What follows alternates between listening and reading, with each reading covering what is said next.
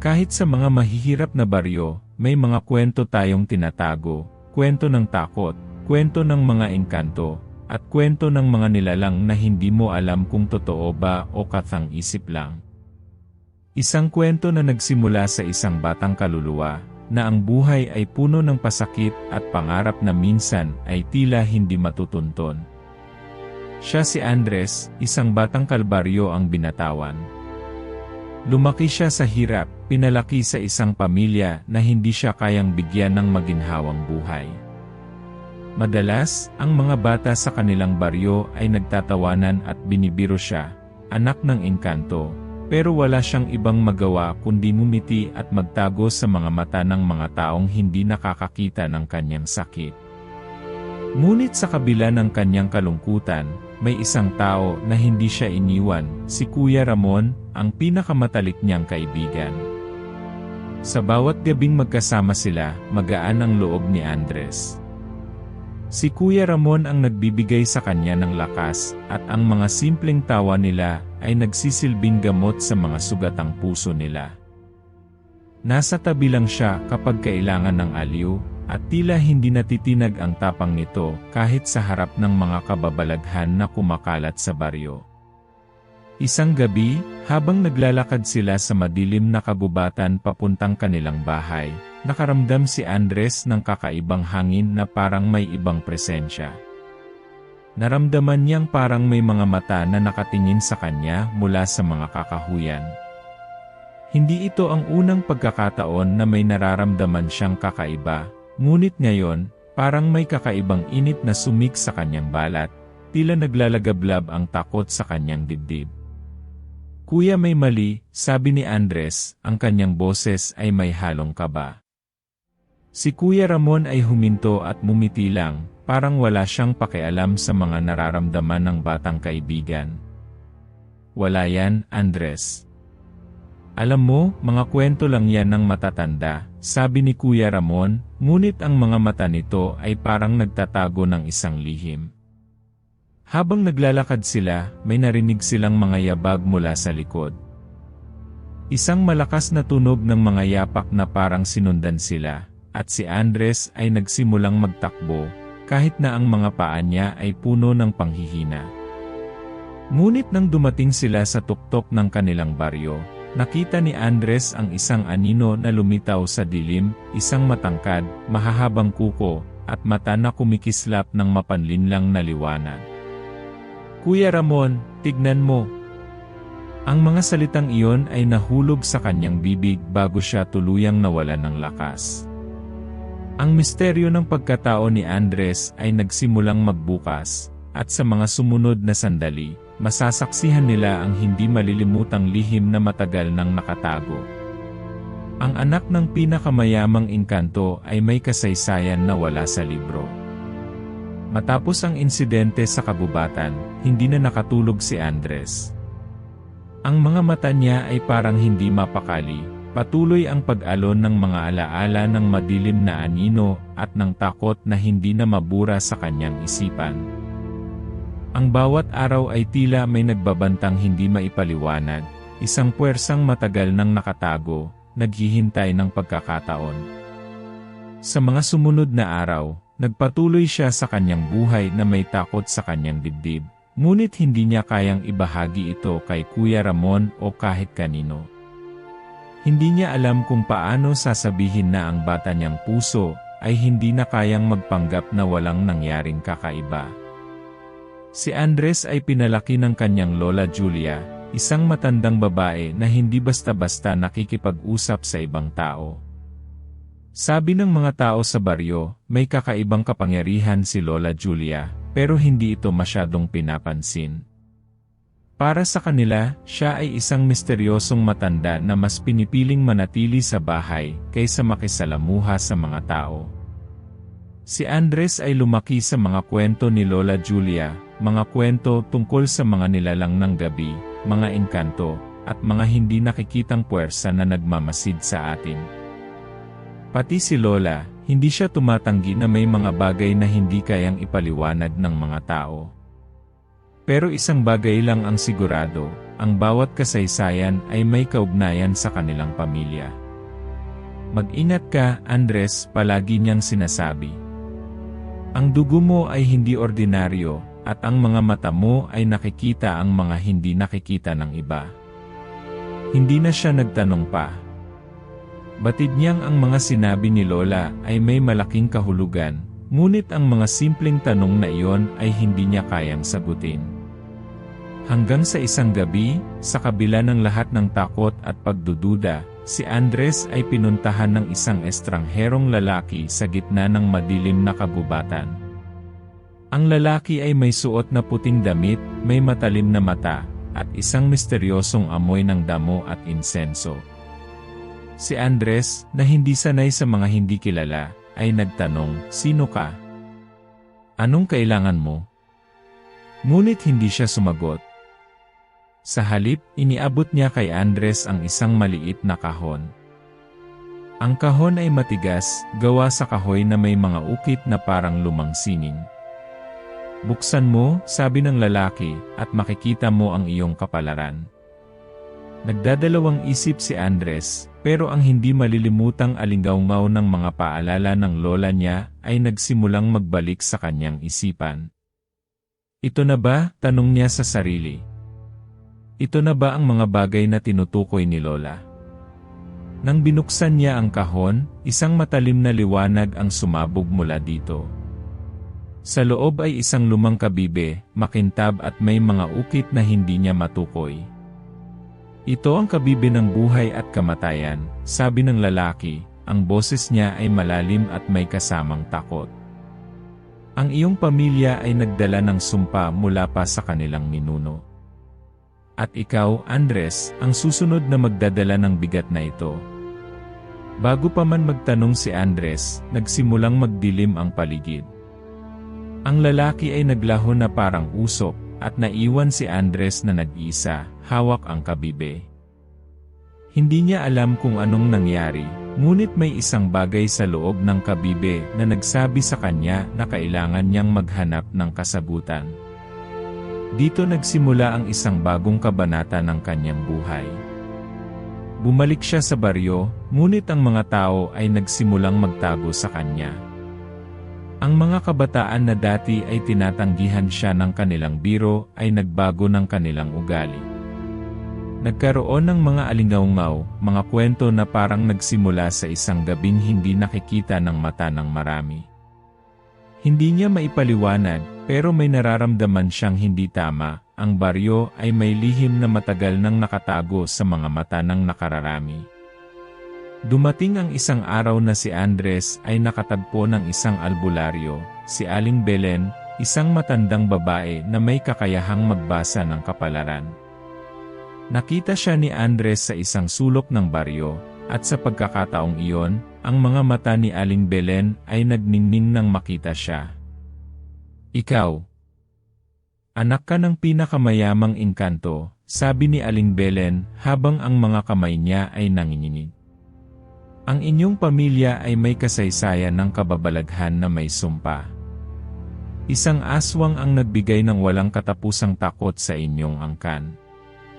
Ang mga salita ni Aling Belen ay nagpasabog ng mas marami pang tanong kay Andres, ngunit hindi siya pinayagan ng albularyo na magtanong pa. "Kailangan mong paghandaan ang darating," patuloy ni Aling Belen. "May mga bagay na hindi mo pa alam, at may isang item na matagal nang naitago sa inyong bahay. Maghanap ka. Ito ay ang susi sa iyong kaligtasan." Si Andres ay bumalik sa kanyang bahay, ang kaba ay patuloy na lumalaki sa kanyang dibdib. Ano ba ang dapat niyang gawin? Ang mga sagot ay natagpuan na, ngunit may mga tanong pa rin na walang kasagutan. Ang kabibe na hawak niya ay nagsisilbing gabay sa isang mas madilim na landas, at wala siyang magawa kundi magpatuloy sa paghahanap ng lihim ng kanyang angkan, habang ang mga nilalang na hindi nakikita ay patuloy na nagmamasid sa kanya.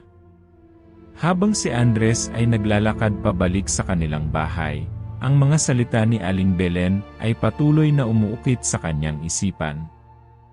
Ang iyong pamilya ay may kasaysayan ng kababalaghan, at isang aswang ang nagbigay ng walang katapusang takot sa inyong angkan. Ang mga salitang iyon ay tulad ng mga pako na dumiretso sa kanyang dibdib. Hindi niya kayang tanggapin ang katotohanan na ang kanyang pamilya, ang kanyang ina at ama, ay may kaugnayan sa isang bagay na hindi niya kayang ipaliwanag.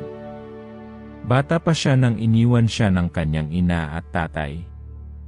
Sa kabila ng hirap na pinagdadaanan nila, iniwan siya ng mga magulang na wala man lang paliwanag.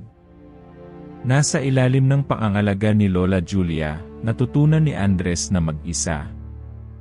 Laging naglalakad ang kanyang mga magulang sa gabi, palaging umiiwas sa mga tao sa baryo, at iniisip ni Andres na hindi nila siya kailanman pinili.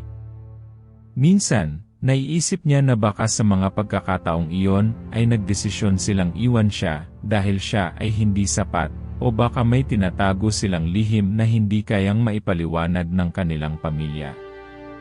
Ngayon, ang mga pag-aalinlangan na ito ay bumangon muli. Si Andres ay nagtataka kung ang mga magulang niya ay may kinalaman sa lahat ng kababalaghan. Bakit ba siya iniwan? Baka kaya siya tinalikuran ay dahil siya ang susunod na magiging tagapagmana ng isang sumpa.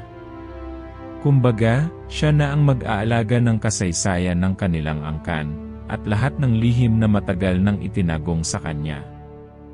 Habang naglalakad siya, bigla niyang naramdaman ang malamig na hangin na dumaan sa kanyang leeg.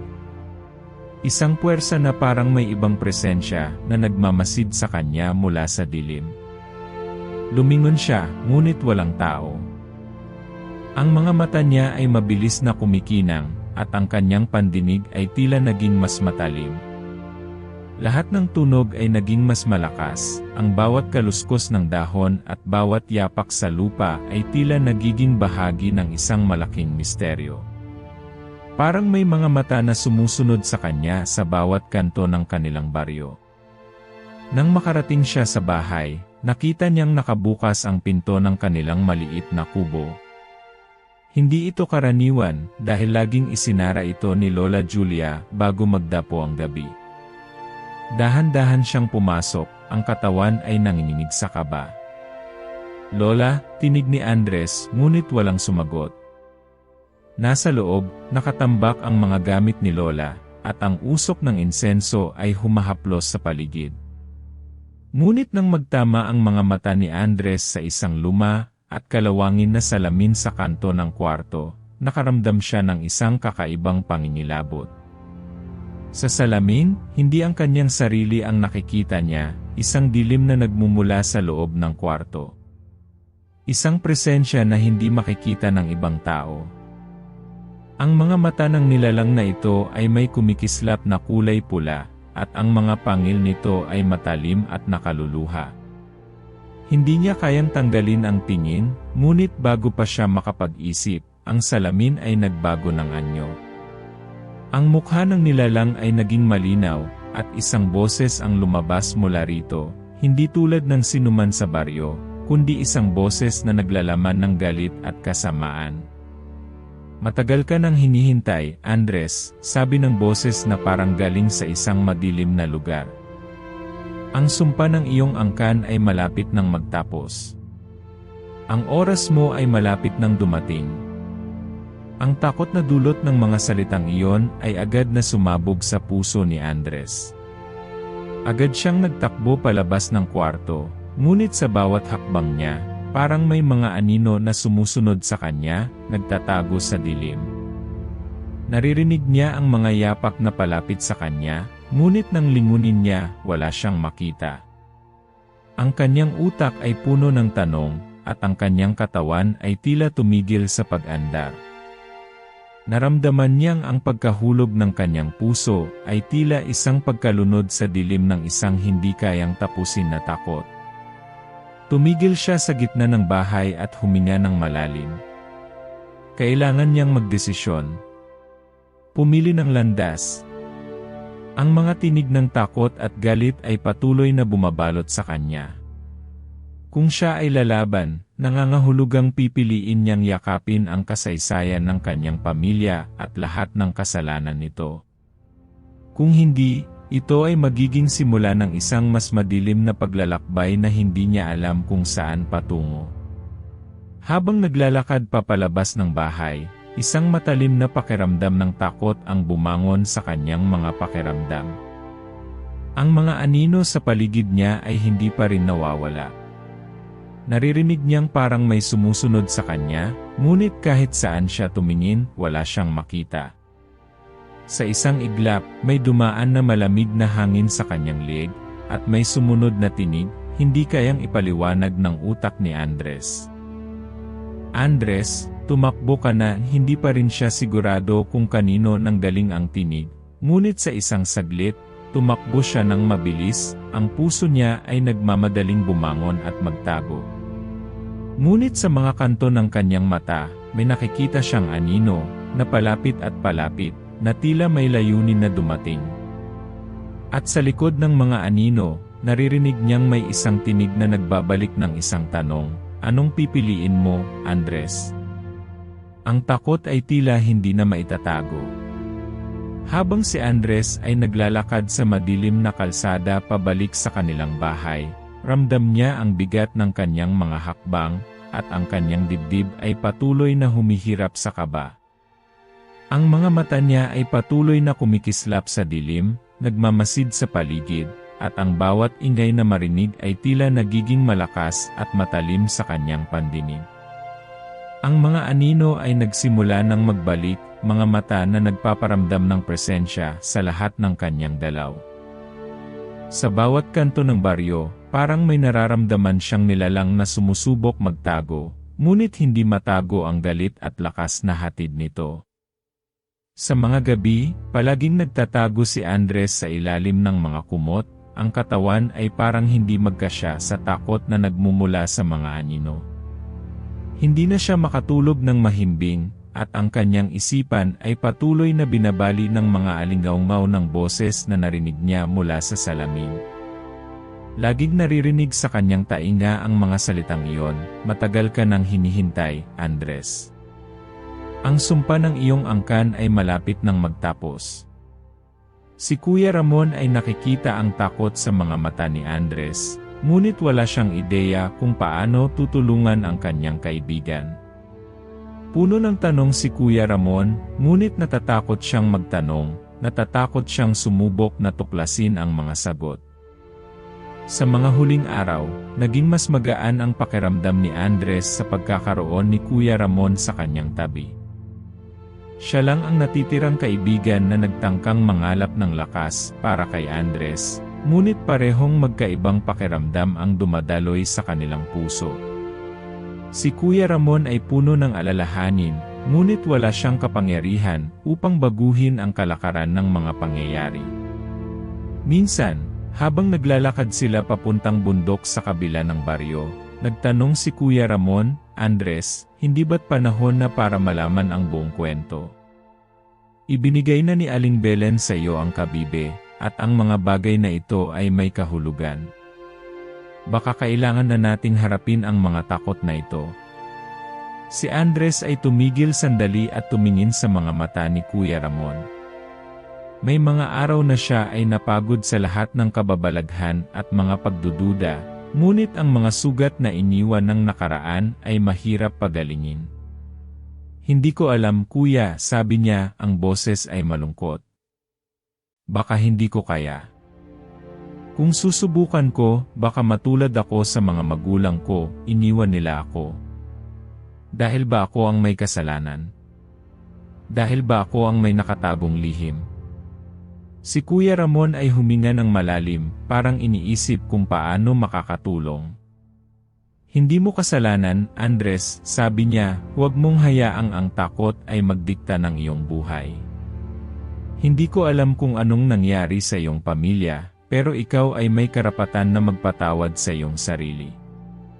Ang mga salita ni Kuya Ramon ay nagbigay sa kanya ng lakas, ngunit ang takot ay nananatili. Hindi niya kayang itago ang takot na umuukit sa bawat kanto ng kanyang katawan. Sa bawat hakbang, sa bawat gabi na siya ay nag-isa, parang nararamdaman niyang may mga mata na sumusubok na tumagos sa kanyang kaluluwa. Isang gabi, habang si Andres at Kuya Ramon ay nag-uusap sa ilalim ng puno ng mangga, naramdaman nila ang isang malamig na simoy ng hangin na dumaan. Ang hangin na yon ay kakaiba, may kasamang amoy ng pagkabulok at kalungkutan. Paglingon ni Andres, nakita niya ang isang mabilis na anino na dumaan sa gilid ng kanilang bahay, at ang mga mata nito ay kumikislap na parang apoy sa dilim. "Kuya," ang tinig ni Andres ay halos hindi marinig. May dumaan na anino." Hindi nagtagal, may narinig silang mga yabag mula sa kabubatan. Bawat tunog ay parang isang paalala na may mga nilalang na hindi nakikita, pero nararamdaman.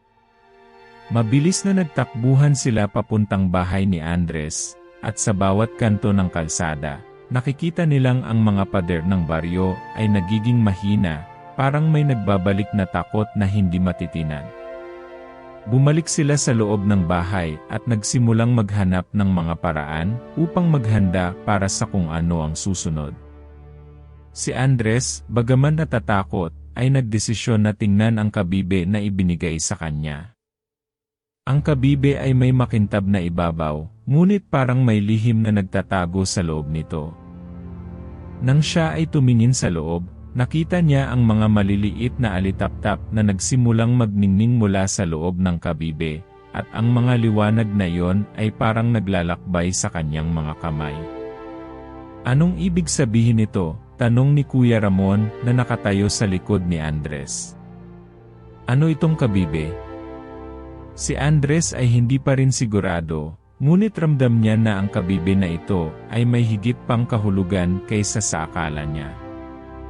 Dahan-dahan niyang inilagay ang kabibe sa gitna ng mesa at pinanood ang mga alitaptap na naglalabas ng liwanag. "Baka ito ang magsasabi kung anong kailangan natin gawin," sabi ni Andres, habang ang kanyang kamay ay kumakabog sa takot. Baka ito ang susi sa laban na to, ngunit sa hindi inaasahan, bigla na lang sumabog ang malamig na hangin sa buong bahay.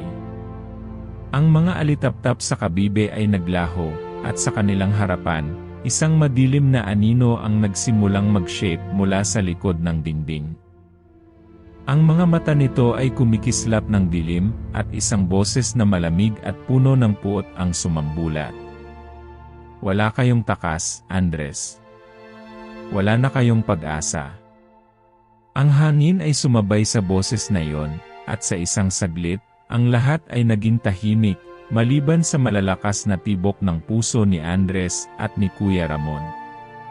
Ang hangin sa loob ng bahay ay tila naging mabigat. Ang bawat sulok ay pinupuno ng malamig na presensya na hindi maipaliwanag.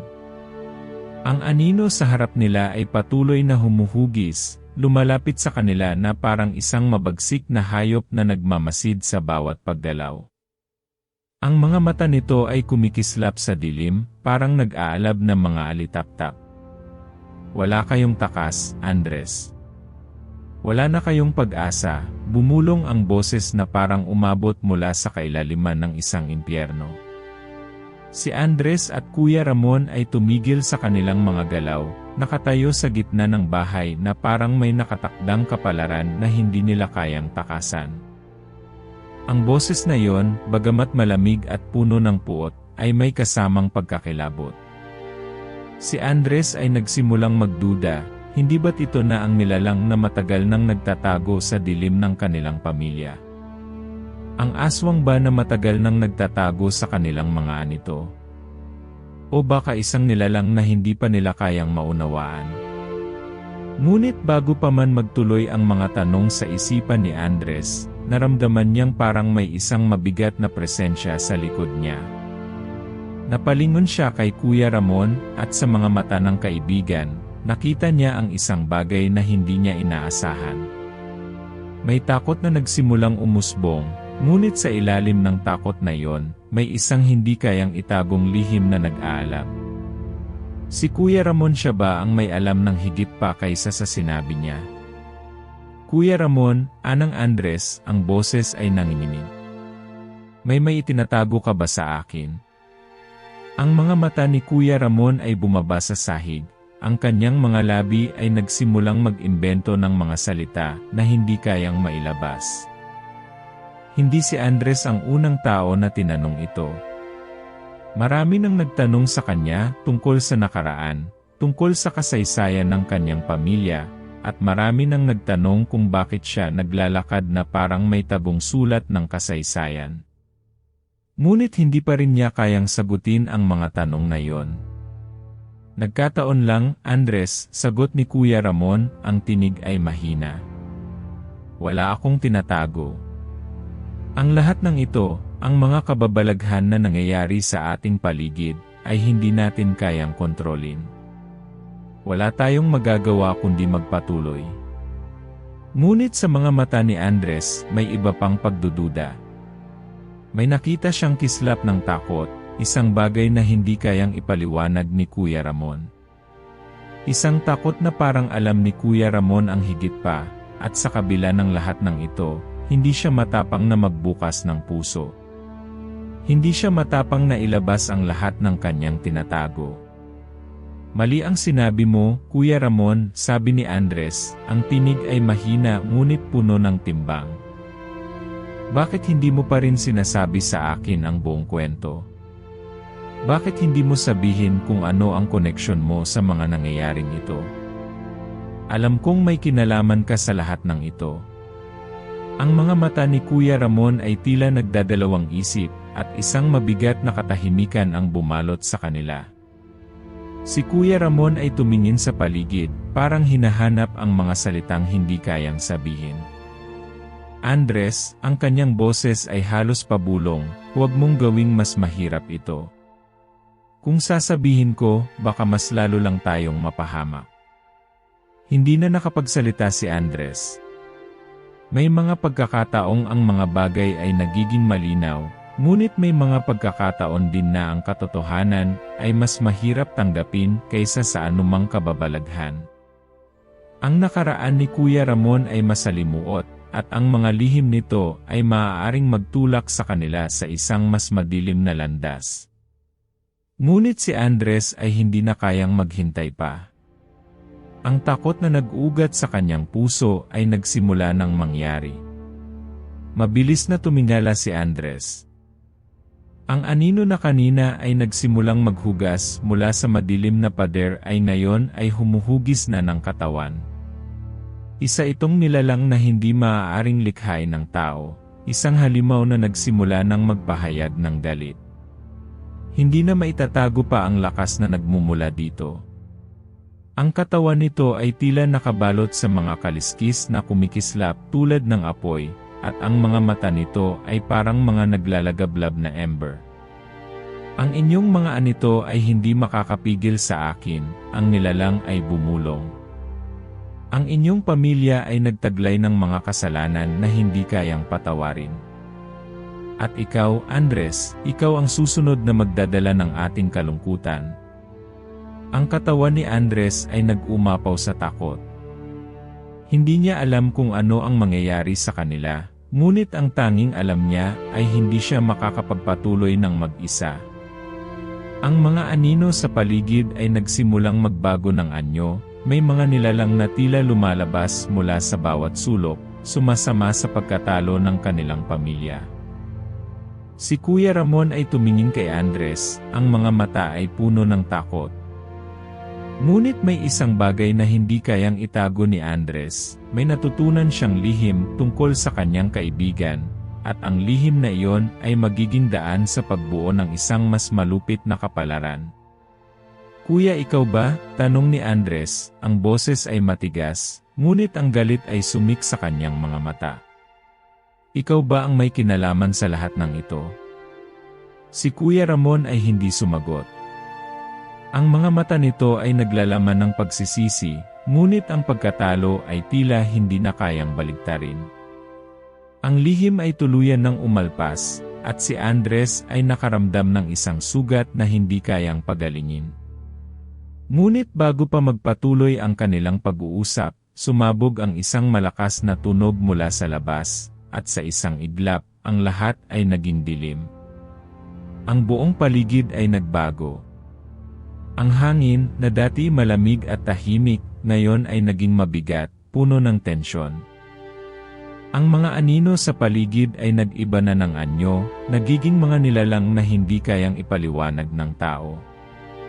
Habang si Andres at Kuya Ramon ay nakatayo sa harap ng halimaw na nagbabanta sa kanila, ang mundo sa kanilang paligid ay tila nawala sa oras. Ang mga tunog ng kagubatan, ng mga hayop, at ng malamlam na hangin ay napawi, at ang tanging maririnig na lang ay ang malalim na hininga ni Andres, at ang mga salitang bumulong mula sa kalaban. Ngayon, Andres, ikaw na ang susunod. Ang boses ng nilalang ay parang isang malamig na palaso na tumagos sa kanyang puso. Hindi mo kayang takasan ang sumpa ng iyong angkan. Hindi mo kayang baguhin ang takdang oras. Ang mga mata ni Andres ay kumikislap ng galit at takot, ngunit sa ilalim ng lahat ng iyon, isang hindi malirip na lakas ang nagsimula ng mag-umapaw mula sa kanyang dibdib. Sa kabila ng lahat ng nangyari, siya ang tanging may kakayahang baguhin ang kanyang kapalaran. Ngunit sa sandaling iyon, nang maramdaman niyang hindi na kayang pigilan pa ang takot at sakit, natuklasan niya ang isang lihim na matagal nang nakatago. Hindi ko kayang matalo ang mga takot na ito, sabi ni Andres sa sarili. Ngunit ang hindi ko kayang ipagkait ay ang laban para sa mga mahal ko sa buhay. Naramdaman ni Andres ang matinding pighati at pangungulila na dumaloy mula sa kanyang mga magulang na nawala, mula sa sakit ng kanilang paglimos ng buhay. Ang mga saloobin na patuloy na naglalaro sa kanyang isipan ay nagsimulang magbukas ng bagong lakas sa kanyang katawan. Puno ng takot, ngunit puno rin ng lakas ng loob. Si Kuya Ramon, na nakatayo sa tabi niya, ay napansin ang pagbabago sa kanyang kaibigan. Andres, ang tinig ni Kuya Ramon ay puno ng pag-aalala. Kung gagawin mo ito, hindi ko alam kung anong mangyayari sa atin. Hindi ko kayang magtaksil sa iyo, ngunit si Andres ay tumingin kay Kuya Ramon, ang mga mata ay puno ng determinasyon. Hindi ko na kayang patagilid lang, Kuya. Ang lahat ng ito ay hindi na maaaring maging lihim. Ang kasaysayan ng aking pamilya, ang mga sakripisyo ng aking mga magulang, hindi na nila kayang itago pa ang kanilang kasalanan. Kaya't oras na para magsimula ang bagong kwento. Isang malalim na hininga ang inilabas ni Andres, at sa isang saglit, iniangat niya ang kabibe na ibinigay sa kanya ni Aling Belen.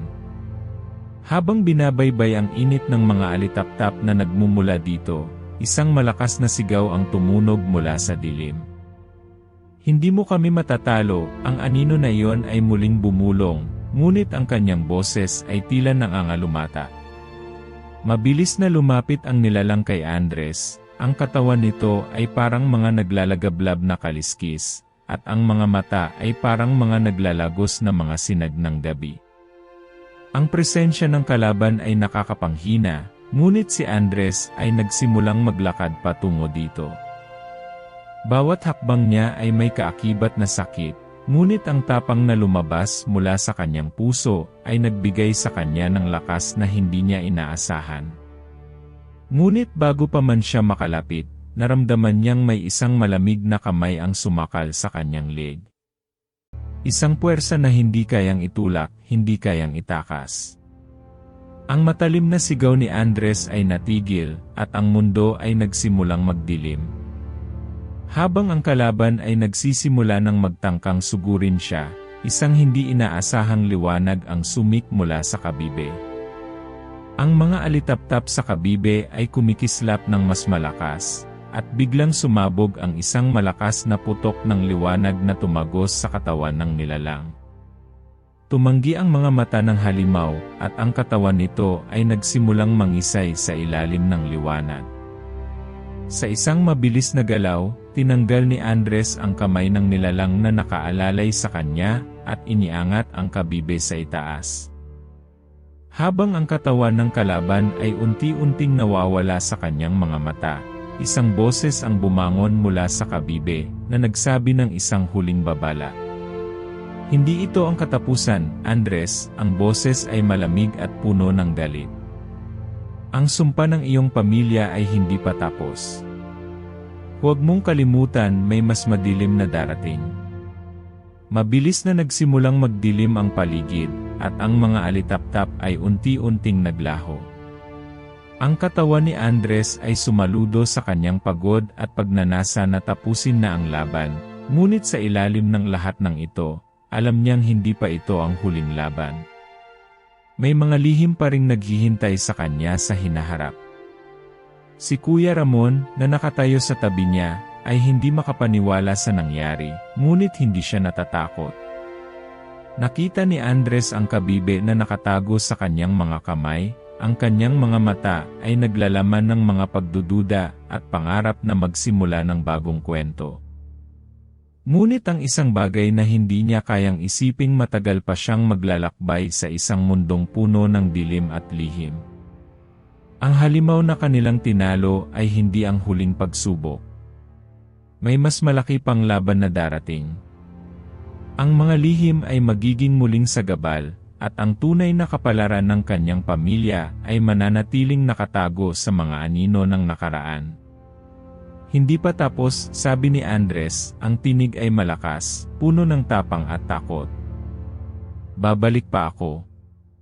Ang kaguluhan sa paligid ay unti-unting naglaho, at habang nagsimula ng magbukas ang liwanag, si Andres ay nanatiling nakatayo, tila nawalan ng lakas.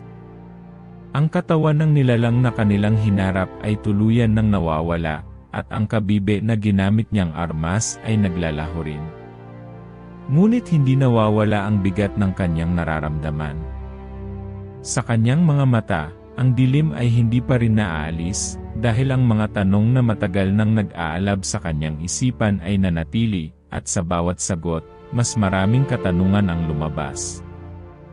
Si Kuya Ramon ay humakbang palapit sa kanya, ang mga mata ay puno ng galak, ngunit may halong takot.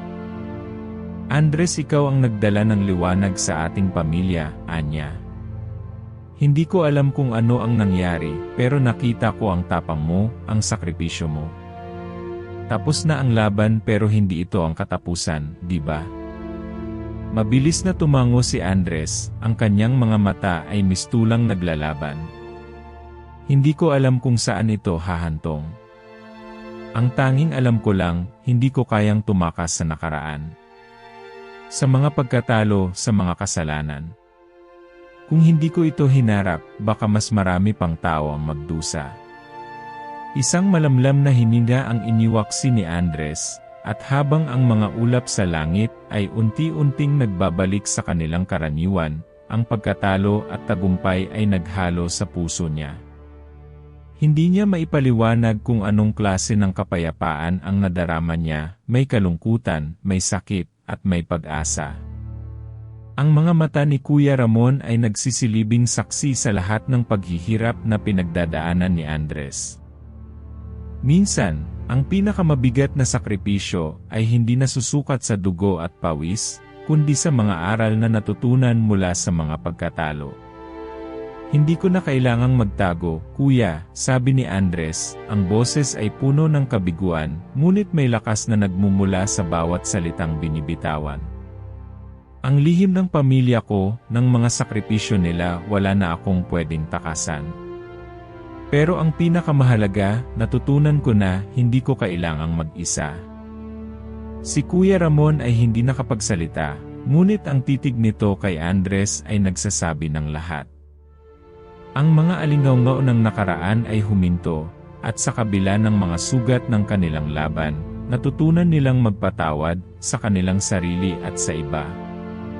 Si Andres ay nakaramdam ng isang uri ng kaluwagan na hindi matutumbasan ng anumang panalo. Sa pagharap niya sa pinakamadilim na parte ng kanyang buhay, natutunan niyang baguhin ang kanyang pananaw. Hindi kailangan ng isang tao na mag-isa sa laban ng buhay. Hindi lahat ng paglalakbay ay may perpektong wakas, ngunit ang bawat hakbang ay may kahulugan. Habang magkasama silang nakatayo sa kabila ng lahat ng kalamidad, isang bagay na mas mahirap intindihin ang bumangon sa puso ni Andres. Ang sakripisyo ng kanyang pamilya, ang mga pagkatalo at ang mga pagkakamali, ang mga pagkukulang nila sa isa't isa, lahat ng iyon ay nagsanib upang magbigay daan sa kanyang paglago. At sa gitna ng lahat ng pagkatalo, natutunan niyang walang tunay na tagumpay kung hindi ito hatid ng paglago ng puso. Kung ang lahat ng ito ay isang kwento, isang aral na natutunan ko, anya, habang ang mata ay naglalakbay sa madilim na kalangitan.